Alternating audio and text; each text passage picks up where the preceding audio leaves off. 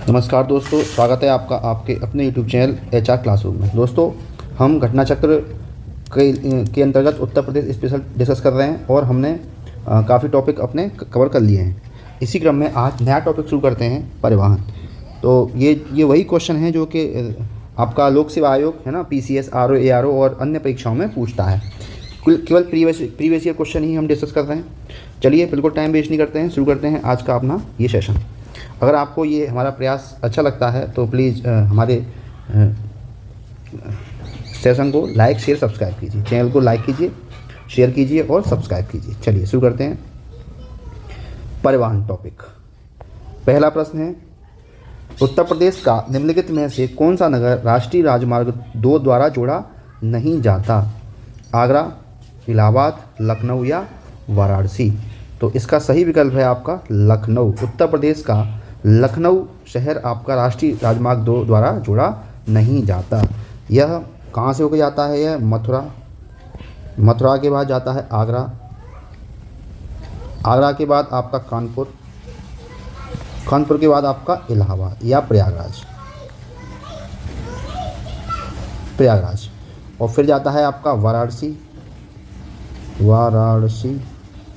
आपका जाता है मोहनिया और 12 से होकर गुजरता है। ठीक है, इसकी जो लंबाई है, राजमार्ग की लंबाई उत्तर प्रदेश में 655.2 किलोमीटर है। ठीक है, तो कहाँ से? लखनऊ से होकर आपका नहीं जाता।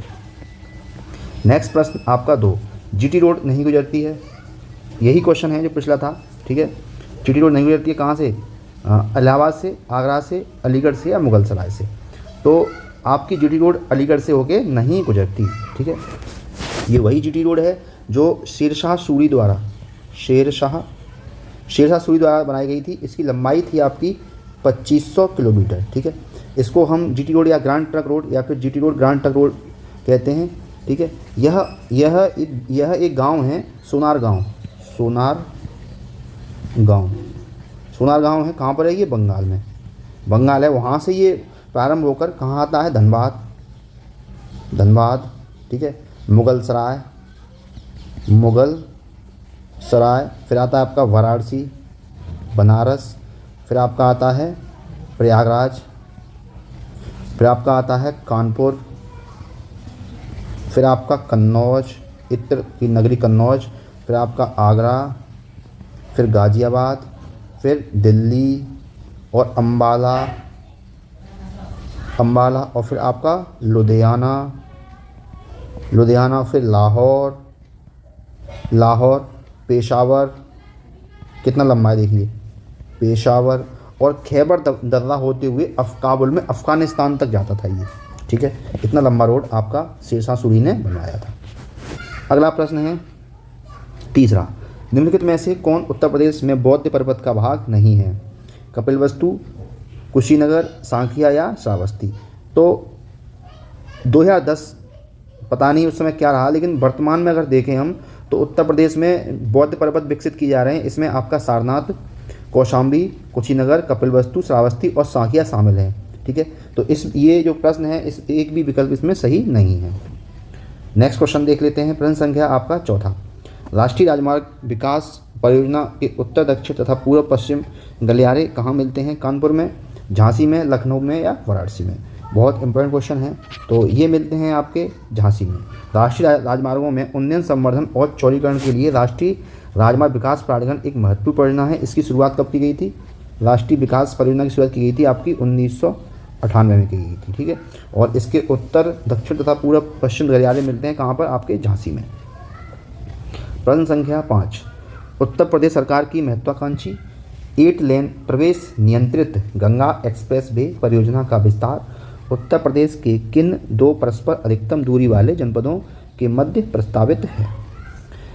गाजियाबाद एवं कानपुर, गाजियाबाद एवं इलाहाबाद, गाजियाबाद एवं वाराणसी या नोएडा एवं गाजीपुर? तो उत्तर प्रदेश सरकार ने पश्चिमी उत्तर प्रदेश मेरठ को पूर्वी भाग से जोड़ने के लिए, मेरठ को पश्चिमी यानी पश्चिमी उत्तर प्रदेश में आता है मेरठ, पश्चिमी यूपी में क्या है? मेरठ को पूर्वी भाग कौन है आपका? पूर्वी है आपके आता है प्रयागराज। पूर्वी भाग को जोड़ने के लिए एक योजना शुरू की है, गंगा एक्सप्रेस वे। ठीक है, इसकी जो लंबाई है वो है 600 किलोमीटर। 600 किलोमीटर लंबाई है, मंजूरी दी गई है। इसमें आपका कौन कौन से ज़िले आते हैं? इसमें आपका मेरठ, मेरठ के बाद आपका हापुड़, बुलंदशहर, बुलंदशहर, अमरोहा, बदायूं, हरदोई, रायबरेली, प्रतापगढ़ से ये प्रयागराज में समाप्त होता है। ठीक है, एक्सप्रेस वे 6 लेन की होगी अभी, एवं सभी संरचनाओं को लेकर 8 लेन के अनुसार ही विकसित किया जाएगा। यानी ये 8 लेन की नहीं होगी, ये 6 लेन की होगी। ठीक है, तो इसमें मेरठ टू प्रयागराज कोई भी ऑप्शन इसमें नहीं है। ठीक है, गंगा एक्सप्रेस वे के लिए मेरठ टू प्रयागराज कोई भी इसमें विकल्प नहीं है। तो इसमें आप देख लीजिए Ganga express way Meerut to Prayagraj तक है। ठीक है, अगला है आपका 6वां प्रश्न, Agra Lucknow express way highway की लंबाई लगभग कितनी है? बहुत इंपॉर्टेंट क्वेश्चन है। 300 किलोमीटर, 250, 350 या 400? तो आगरा लखनऊ एक्सप्रेस वे की लंबाई आपकी कितनी है? आपकी 300 किलोमीटर है। ठीक है, 302 किलोमीटर है, 302.222 किलोमीटर है। और यह जाता कहाँ कहाँ से होता है? ये जाता है आपके आगरा, आगरा के बाद आपका फिरोजाबाद, फिर जाता है आपका मैनपुरी, फिर आपका इटावा, फिर आपका औरैया, फिर आपका कन्नौज, है ना, कानपुर, उन्नाव, हरदोई को ये लखनऊ से जोड़ता है। 7वां प्रश्न आपके सामने है, यमुना एक्सप्रेस वे है क्या है? कहाँ से कहाँ तक है? नोएडा से ग्रेटर नोएडा तक, ग्रेटर नोएडा से आगरा तक, लखनऊ से आगरा तक या आगरा से इलाहाबाद तक? तो यमुना एक्सप्रेस वे आपका ग्रेटर नोएडा से आगरा तक है। ठीक है, इसे ताज एक्सप्रेस वे के नाम से भी जानते हैं। ताज,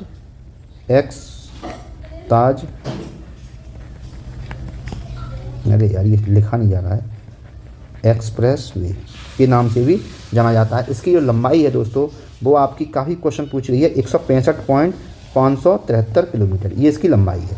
ठीक है, और यह 2 बड़े शहरों को जोड़ता है, ग्रेटर नोएडा और आगरा शहरों को जोड़ता है।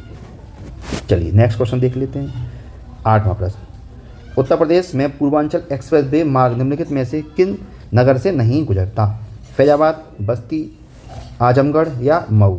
तो ये नहीं गुजरता है कहाँ से? बस्ती से। ठीक है, ये नरेंद्र मोदी जी ने पूर्वांचल एक्सप्रेस वे का उद्घाटन किया था, हमारे पीएम ने, हमारे माननीय प्रधानमंत्री नरेंद्र मोदी जी ने कब किया था? ये किया था 14 जुलाई 2018 को। ठीक है ना। ये आजमगढ़ का एक गांव है ना, ग्राम है मंदुरी में, आजमगढ़, अरे यार आजमगढ़ का गांव है एक, कौन सा? मंदुरी है। ये वहाँ से ये शिलान्यास किया गया था। तो ये आपका पूर्वांचल एक्सप्रेस लखनऊ से प्रारंभ होता है। ठीक है, बाराबंकी, अमेठी, सुल्तानपुर, अयोध्या, मऊ होते हुए गाजीपुर तक जाएगा। ठीक है, तो ये इसमें फैजाबाद, आजमगढ़, मऊ में जाएगा, लेकिन बस्ती में नहीं जाएगा। जनरथ नाम दिया गया है उत्तर प्रदेश के ग्रामीण संचार को बढ़ावा देने के लिए, देश के यातायात सुविधाओं को बढ़ाने के लिए, भारत सरकार द्वारा भारत तथा बांग्लादेश के मध्य बस सेवा को प्रारंभ करने के लिए, या उत्तर प्रदेश सरकार द्वारा प्रारंभ किए गए निम्न लागत एसी बस सेवा को? तो सही विकल्प है आपका कौन सा? आपका डी विकल्प सही है।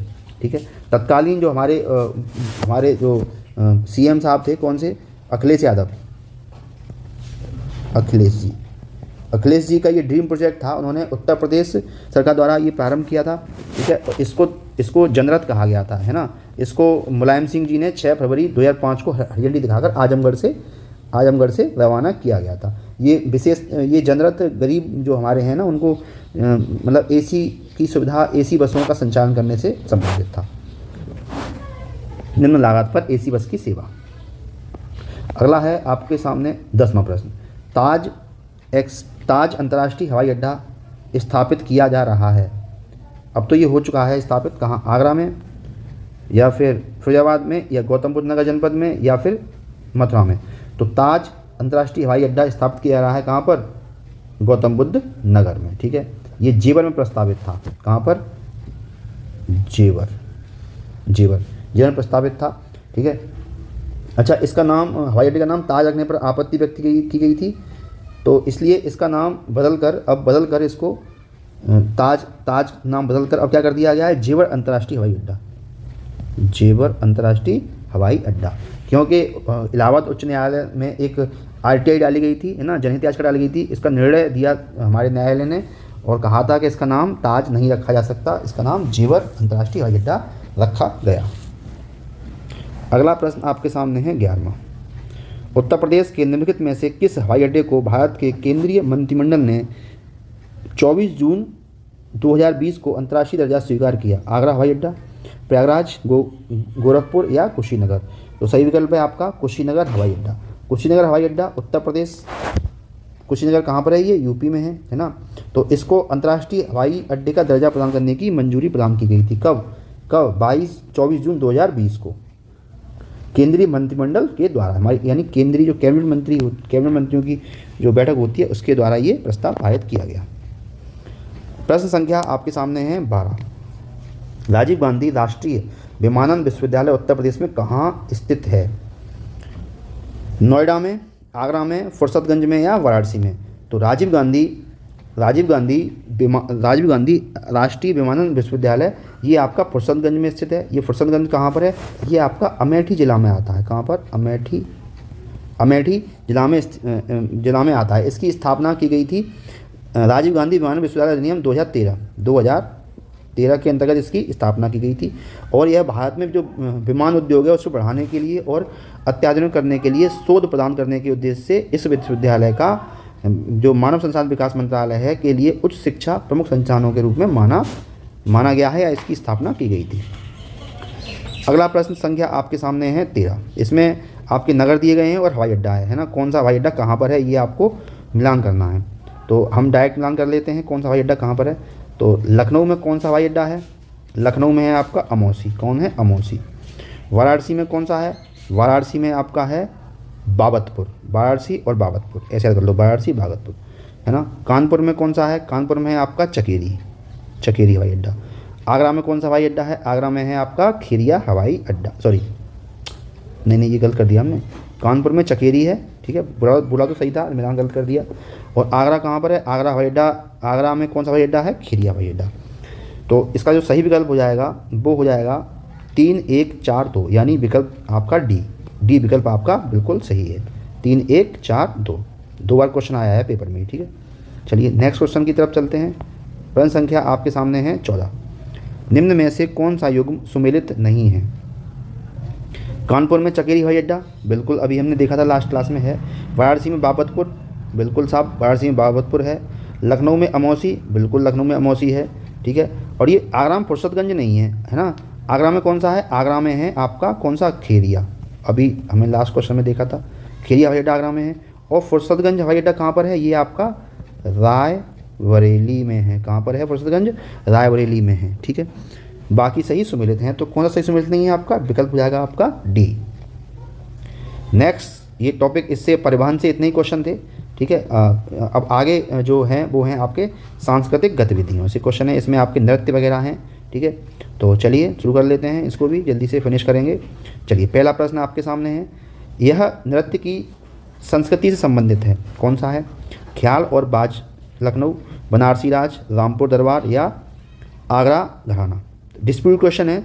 तो एक विभाग होता है सूचना एवं जनसंपर्क विभाग उत्तर प्रदेश, है ना, उसके द्वारा प्रकाशित की गई है उत्तर प्रदेश 2017 में सांस्कृतिक विरासत अध्याय के तहत प्रस्तुत तथ्यों के अनुसार दिए गए जो विकल्प है ना, ये सारे विकल्प गायन एवं मतलब गायन और वादन से संबंधित हैं, कोई भी नृत्य से संबंधित नहीं है। ये सारे किस संबंधित हैं? ये गायन और वादन, किससे हैं? ये गायन एंड वादन से संबंधित हैं, नृत्य से संबंधित कोई भी इसमें नहीं है, ठीक है। ये बताया किसने है?